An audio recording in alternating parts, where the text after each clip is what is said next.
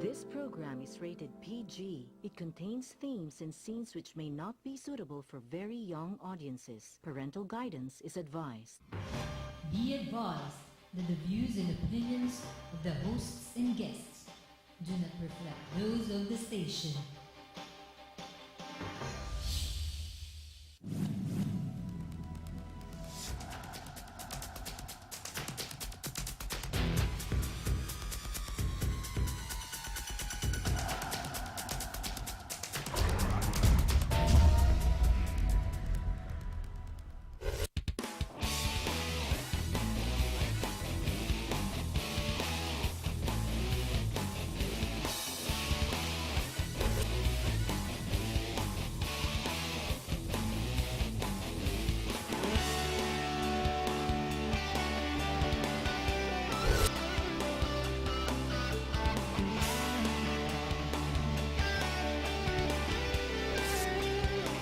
You are what you watch.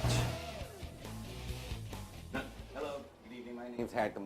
Welcome to the program.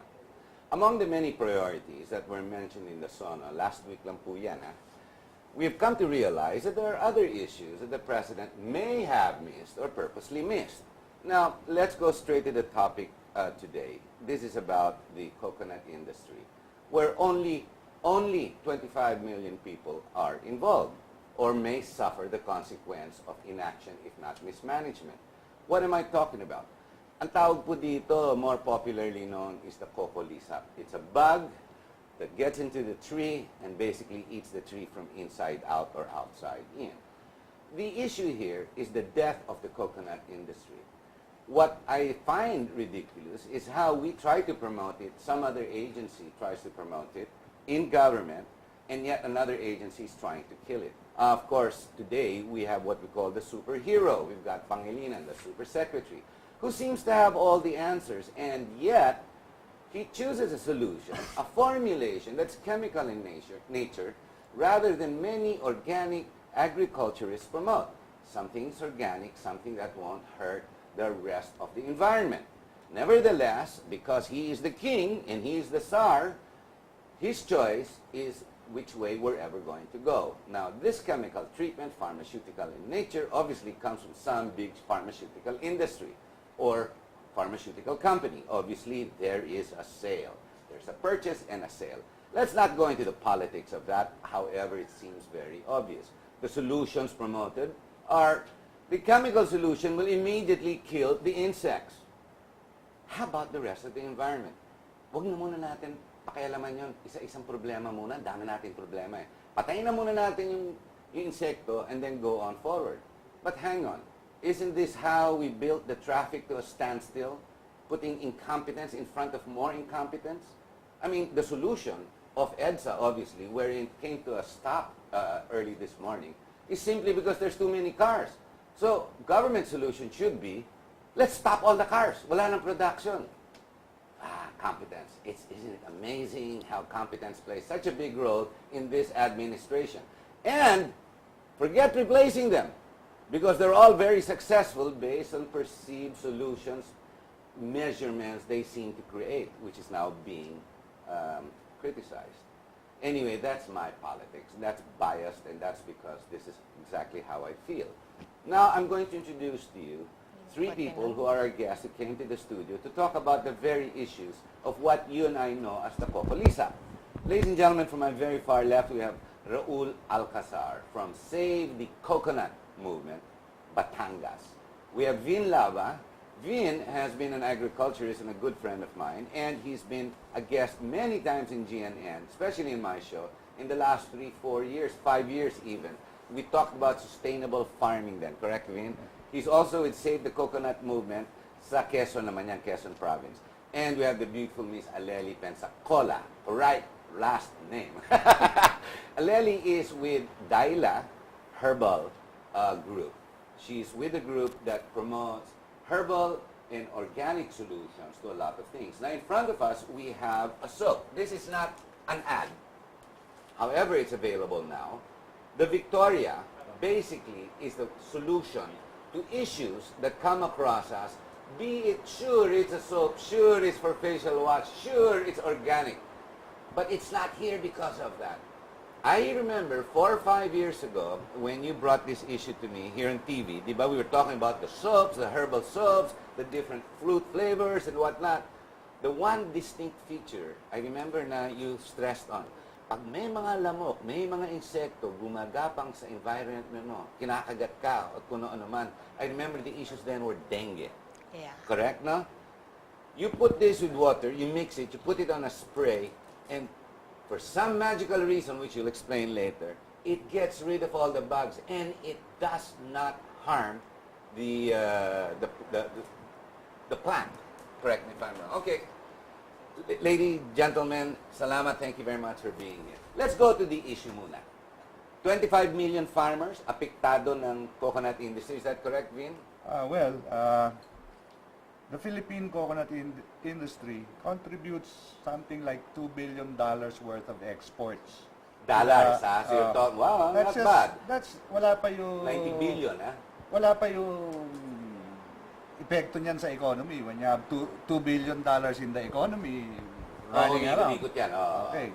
And it directly, indirectly employs and provides livelihood to 1/4 of our population. 25 million, di ba? And as Filipinos, we eat foods na may gata. Ako, malakas ako dyan. Mahilig ako dyan. Buko. Mahilig ako dyan. Tapos ngayon, there is yung tinatawag na new coconut industry. Sila Ma'am Alleli, yung mga produkto niya are the new coconut industry. Traditionally, coconut oil ang mga exports natin, kopre. Pero ngayon may value added na sila. Coconut-based ba ang Victoria? Yes. Kaya pala, that's why you're very involved in this series. Sige, go ahead, Vin. So, ayan, baka hindi lang 25 million ang nakikinabang sa coconut industry. Kung isasama natin to, yung ginagawa nila Ma'am Alleli, tapos yung coco water. Coco water. Di ba popular yan sa Amerika? Sumipa ng gusto yan a year, 2 years Parang ago. bagong Gatorade yan eh. Oo, correct. Tapos, The wonder fruit, basically the coconut. You can use everything, literally, out of it. yung coco sugar, which has a low I glycemic use that, index. yes. Di ba? So, bago rin yan. Tapos yung virgin coconut oil, which is used in Everything. a whole bunch of preparations. Yes. Including age yan. Antioxidant and anti-retardant. Correct. So, etong mga industriya, pumuputok ngayon. Etong ginagamit ng PCA, yung Starkel. Ano yung Starkel? Starkel is Starkel. the brand name used by Mitsui Chemicals of Japan. This is the chemical solution promoted by Pangilinan. Yung ginagamit nila sa pag-i-inject nung mga trees, no? Yung trunk injection. Trunk injection, yes. That's the product. That's Yes. Dinotefuran. That is the branding, Starkel, manufactured by Mitsui Chemicals of Japan. And what is it? What is the base of this chemical solution? Dinotefuran, which is a kind of neonicotinoid. Okay. And neonicotinoid is restricted in some countries and banned in some. For example, Oh my gosh. Sige, sige. for example, the Netherlands Parliament recently banned it. Yes. Tapos, President Barack Obama of the United States recently created a task force to look Study. into the relationship between the use of neonicotinoids and yung declines in pollinators like bees. Worldwide, may phenomenon na 30 to 50% ng bee colonies nawawala taon-taon. There seems to be a close relationship, may causal effect yung paggamit ng neonicotinoids. You're telling me the agricultural secretary has chosen a solution that can ruin the environment. Yes. The facts would indicate... Correct? Correct. Yes. But in his pronouncements on radio, print, and TV, he keeps saying this is the only immediate solution. Very emphatic pa siya. Alam mo, sinasabi niya, ito, problema niya ito, at kailangan solusyonan niya na ngayon mismo. Kung hindi, baka mamaya tumagal to at mawasak na ang buong industriya. So lumalabas, he is the savior of the industry. Alleli, why are you smiling there? He promotes himself as the savior of the industry. Iyon na nga ang makakasira sa industry natin, ng coconut industry, because most of our products are organically certified. So, pag nilagyan mo ng chemical, wala na yung organic certification. And you spent how much for that certification? Mahal yun, malaki yun. But regardless, napapatay niya ba ang this Nikon whatever it is? Neocotinoid. Nikon dicotinide. Assuming, yes. 60% Assuming or yes. thereabouts ang effectivity, no? You mean it's not 100%? He promotes It's not it's 100%. 100%, no? No, but I'd like to correct something that you just said, no? We met with Secretary Kiko, and hindi naman obligadong gamitin yung Starkel.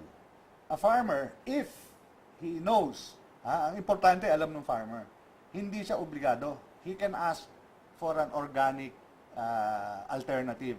Meron ng approved ng Fertilizer and Pesticide Authority na Crop Guard, which is an organic alternative to neonicotinoids. Kaso siyempre,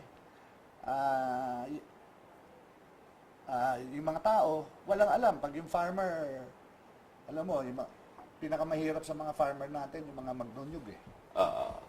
So, pag darating ang taga-gobyerno doon, kasama ng mga barangay official nila, bibigyan namin kayo ng panlaban sa cocolisap. Libre. Tapos lilinisin namin. So, human nature, hindi na magtatanong. Besides, hindi umaabot sa kanila tong informasyon na alam natin. Problema. Okay. We're gonna Hindi informed ang consent na... Tsaka hindi transparent ang pagsasabi. They are making it appear na it is mandatory when it is not. No, hindi naman mandatory. Now, hindi rin nila binibigyan ng options yung farmers. And hindi nila sinasabi kung ano yung consequences ng pagtuturo. Yung FPA permit na in-issue to Mitsui Chemicals, merong limitations, no? The limitations being those trees that are injected are limited for copra use only. So hindi yan pwede sa buko salad, buko juice, pang copra lang. Kakainin. Now, hindi alam nung mga farmers in the field to na for copra use only yan. Kasi kung malaman nila yan na parang pang copra lang, I don't think napapayag sila. Okay. Gentlemen, we're going to have to take a short break. We have one other break after this. It seems at this earliest stage in this conversation, in this show, that you remember how I always say this in the beginning of each program, you're only as good as what you know, what you read, and what you listen to. The problem is education and information.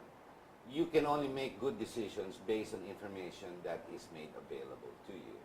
I mean, otherwise, the decision making is all corrupted. Now, let us stay with that information. Let's stay with that fact.